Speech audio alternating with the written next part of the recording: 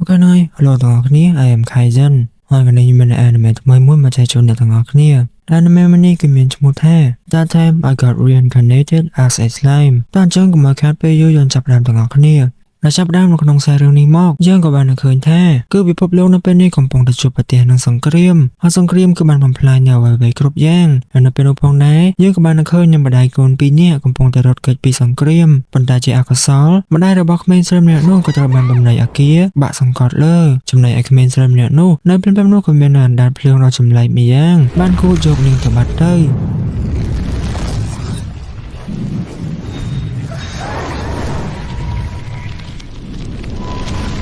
បន្តមកទៀតសាររឿងក៏បានកាត់ទៅកាន់បរិះម្នាក់ដែលគាត់ម្នាក់នេះហើយគឺជាតួឯករបស់យើងដែលគាត់ក៏មានឈ្មោះថា Mikami Satoru មានអាយុ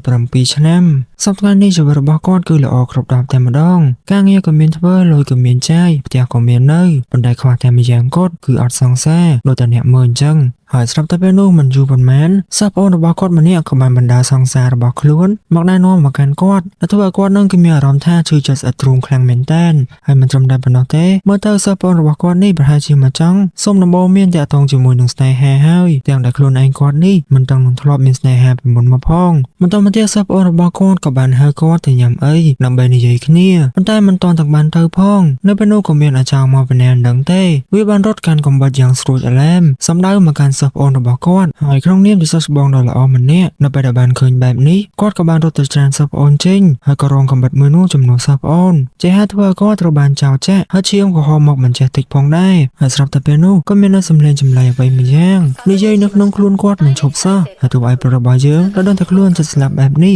គាត់ក៏បាននិយាយនៅបណ្ដាំចុងក្រោយទៅកាន់សិស្សប្អូនដែលបណ្ដាំចុងក្រោយរបស់គាត់នោះគឺយកកុំព្យូទ័ររបស់គាត់នឹងទៅដាក់ក្នុងទឹកបើយ៉ាងណាឯកសារនៅក្នុងនោះខ្ទេចទាំងអស់ហើយក៏មិនដឹងថានៅក្នុងកុំព្យូទ័រនឹងគឺមានអីខ្លះដែរចំណែកឯសិស្សប្អូនវិញគាត់ក៏ព្យាយាមទៅហៅឡានពេទ្យដែរហើយគាត់ក៏និយាយថាគាត់មកនេះគឺគ្រាន់តែចង់យកសង្សាររបស់ខ្លួនមកអួតសិស្សច្បងតែប៉ុណ្ណោះហើយក៏មិននឹកស្មានថាសិស្សច្បងនឹងត្រូវជួបរឿងបែបនេះតទៅសោះដែលគាត់នឹងគឺពិតជាមានអារម្មណ៍ថាសោកស្ដាយខ្លាំងមែនទែនហើយទោះបីរបស់យើងក៏បានតបទៅថា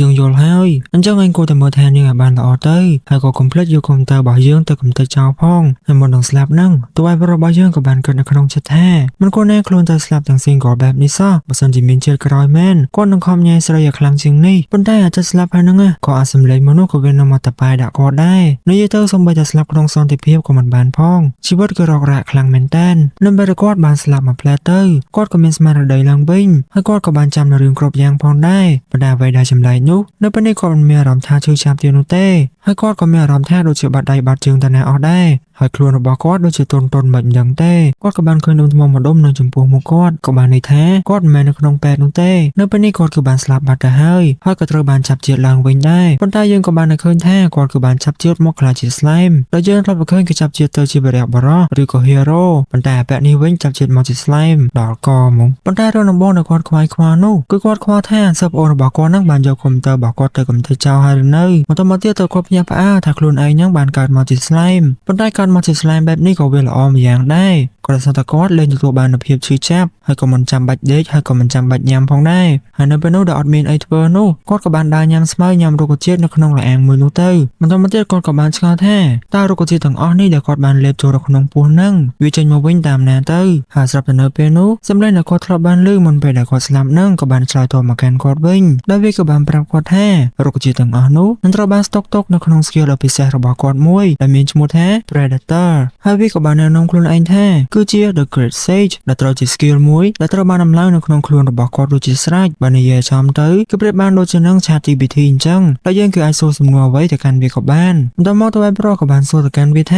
តើរុក្ខជាតិដែលគាត់បានលេបចូលទៅនេះគឺមានប្រយោជន៍អ្វីខ្លះ The Great Sage វាក៏បានឆ្លើយប្រាប់គាត់ថាវាគឺជារុក្ខជាតិដ៏កម្រហើយក៏មានដុះនៅតែកន្លែងណាដែលសម្បូរទៅដោយកម្លាំងវេទមន្តតែប៉ុណ្ណោះអត្ថប្រយោជន៍របស់វានោះគឺអាចព្យាបាលរបួសមិនថាធ្ងន់ធ្ងរប៉ុណ្ណានោះទេឲ្យជាសះស្បើយត្រឹមមួយរំពេចហើយវាក៏ជារបស់មួយដែលផ្ទុកទៅដោយវេទមន្តដ៏មហាសាលផងដែរដែលអាចនិយាយបានថាគឺជាប្រភពនៃវេទមន្តដែលគាត់បានដឹងបែបនេះហើយទោះឲ្យប្រុសរបស់យើងក៏បានប្រមូលរុក្ខជាតិទាំងអស់នោះលេបចូលទៅក្នុងខ្លួនប៉ុន្តែនៅពេលនោះគាត់ក៏បានប្រទះឃើញនឹងត្បូងម្យ៉ាងហើយ The Great Sage ក៏បានប្រាប់គាត់ថាត្បូងមួយនេះវាក៏ជាប្រភពវេទមន្តមួយផងដែរដូចនេះហើយគាត់ក៏បានលេបត្បូងមួយនោះចូលទៅក្នុងខ្លួនទៅហើយមិនយូរប៉ុន្មាននោះទេគាត់ក៏បានដាក់ប្រមូលលេបរបស់ដែលមានផ្ទុកនៅវេទមន្ត នស្ទើរតែអស់ពីលាអាងមួយនេះទៅហើយប៉ុន្តែដោយការមិនប្រុងប្រយ័ត្នគាត់ក៏បានធ្លាក់ចូលក្នុងទឹកទៅតែបើគាត់ជាស្លែមគាត់ប្រកាសជាអណ្ដែតនៅលើទឹកហើយប៉ុន្តែនេះមានណាបែរជាលេចទៅក្នុងបាតភ្លុងតែម្ដងនៅពេលនេះហើយគាត់ក៏គិតថាមើលទៅជីវិតរបស់គាត់ប្រហែលចប់ត្រឹមនឹងហើយប៉ុន្តែនៅភ្លាមនោះគាត់ក៏នឹកឃើញគំនិតមួយដែលគាត់ក៏បានលេបទឹកមួយចំនួនចូលទៅក្នុងខ្លួ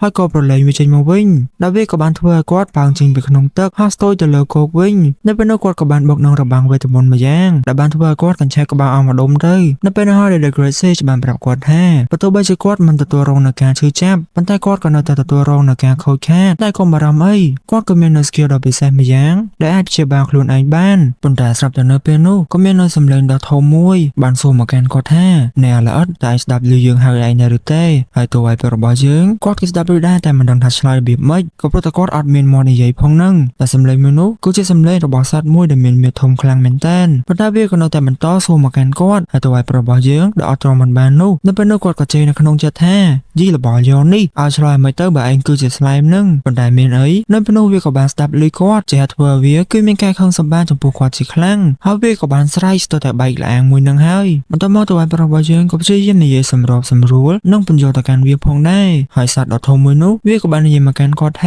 ាបើសិនបើឯងចង់បាននៅសេរីរាង្គវិញ្ញាណដែលអាចធ្វើឲ្យឯងមើលឃើញច្បាស់ជាងមុននោះយើងគឺអាចជួយឯងបានប៉ុន្តែឯងត្រូវយល់ព្រមជាមួយនឹងលក្ខខណ្ឌមួយដែលលក្ខខណ្ឌមួយនោះគឺគ្រាន់តែកំភៃខ្លាចចំពោះវានៅពេលដែលគាត់អាចមើលឃើញវាច្បាស់ហើយមួយទៀតគាត់ត្រូវឧស្សាហ៍មកសួរសុខទុក្ខវាផងដែរគាត់ថាថាវាគឺត្រូវបានជាប់នៅក្នុងលាអាងមួយនេះអស់រយៈពេល300ឆ្នាំមកហើយដូចនេះគឺវាពិតជាអត់សោកខ្លាំងណាស់ដែលវាក៏បានប្រាប់មកកាន់គាត់ថាគាត់ក៏អាចប្រើនៅវេទមន្តម្យ៉ាងដែលឲ្យឈ្មោះថា Magic Sense ដែលវាគឺជាវេទមន្តដែលអាចធ្វើឲ្យគាត់ទទួលបាននូវសេរីរាង្គវិញ្ញាណដែលគ្រាន់តែតួឯករបស់យើងធ្វើការស្រូបយកនៅថាមពលវេទមន្តនៅក្នុងលាអាងមួយនេះហើយនៅពេលនោះ The Great Sage ក៏បានជួយឲ្យគាត់អាចប្រើប្រាស់វេទមន្តមួយនោះបានបន្ទាប់មកផ្នែករបស់គាត់គឺអាចមើលឃើញច្បាស់ខ្លាំងមែនទែននៅពេលនោះហើយដែលយើងបានឃើញរូបរាងពិតរបស់សត្វមួយនោះដែលវាគឺជាសត្វនាគដ៏ធំសម្បើមមួយនៅពេលនោះតួឯករបស់យើងឃើញហើយក៏ចង់រត់ដែរប៉ុន្តែគឺបានដាក់លក្ខខណ្ឌជាមួយនឹងគេហើយដូចនេះក៏មិនអាចទៅណាបានដែរបន្ទាប់មកវាក៏បានណែនាំខ្លួនវាថាវាគឺមានឈ្មោះថា Volodara និងមានងារជា The Storm Dragon ឬអាចនិយាយបានថាគឺជានាគរន្ទះដែលវាក៏បានបន្តទៀតផងដែរថា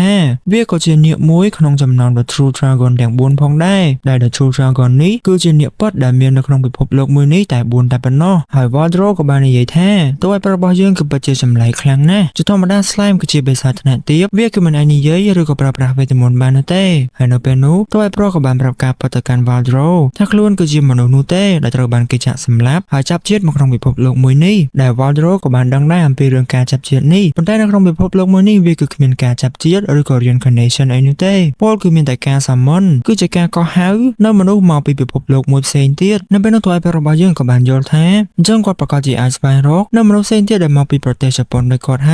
យគាត់សម្រេចចិត្តថានឹងលា Volodara ត្រឹមនេះសិនហើយដែលវាគឺធ្វើឲ្យ Volodara គឺមានការសែជាខ្លាំងដែលគាត់វាបានឃើញបែបនេះតួឯកក៏សម្រេចចិត្តថានៅទីនេះបន្តិចទៀតទៅចោះដែលគាត់ក៏បានសួរ Volodara អំពីមូលហេតុដែលគាត់ត្រូវបានជាប់ឃុំនៅទីនេះហើយ Volodara ក៏បានរៀបរាប់ប្រាប់គាត់ថាកាលពី300ឆ្នាំមុនគឺមានហេរ៉ូម្នាក់ដែលពាក់របាំងមុខយ៉ាងចម្លែកនៅពេលនោះដោយសារតែគាត់ក៏បានដើរអុកលុកមនុស្សជាតិបំផ្លិចបំផ្លាញរាល់អ្វីៗគ្រប់យ៉ាងទៅធ្វើហេរ៉ូម្នាក់នោះបានបើកការវាយប្រហារមកលើគាត់បើទោះបីជាគាត់ប្រើនៅកម្លាំងប្រយុទ្ធរបស់គាត់ 100% ក៏ដោយជាចុងក្រោយគាត់ក៏នៅតែត្រូវជាប់ឃុំដោយ skill ultimate របស់ហេរ៉ូម្នាក់នោះដដែលហើយពពួកហេរ៉ូទាំងអស់នេះក៏ត្រូវបានគេហៅថា Summon ដែលពួកគេក៏ជាមនុស្សដែលមកពីពិភពលោកផ្សេងមួយទៀតផងដែរប៉ុន្តែបើទោះបីជាពួកគេខ្លាំងប៉ុណ្ណាក៏ដោយពួកគេក៏ត្រូវបានប្រើប្រាស់ដូចជាអាវុធអញ្ចឹងពលគឺអ្នកដែល Summon ពួកគេមកឬអាចហៅថា Summoner នឹងឯងបានដាក់ curse មកលើពួកគេហើយប្រើប្រាស់មនុស្សទាំងអស់នោះតាមអំពើចិត្តហើយតួឯករបស់យើងក៏គិតថាវាគឺពិតជាខុសខើខ្លាំងណាស់បន្ទាប់មកគាត់ក៏សួរទៅកាន់ Volodara ថា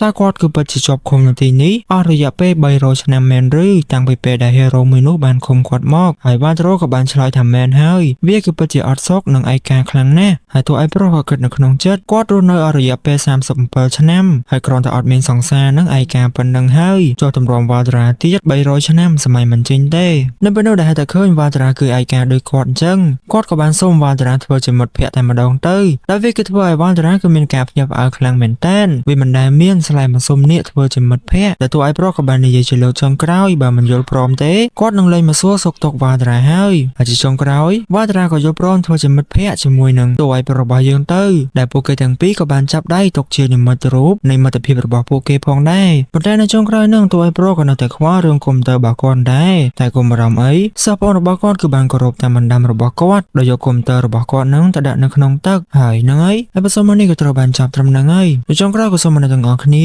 ជួយចុច like ក៏ដូច subscribe ម្នាក់មួយផងជូនពរអ្នកទាំងអស់គ្នាសុខភាពល្អសំណាងល្អជួបគ្នានៅវីដេអូក្រោយ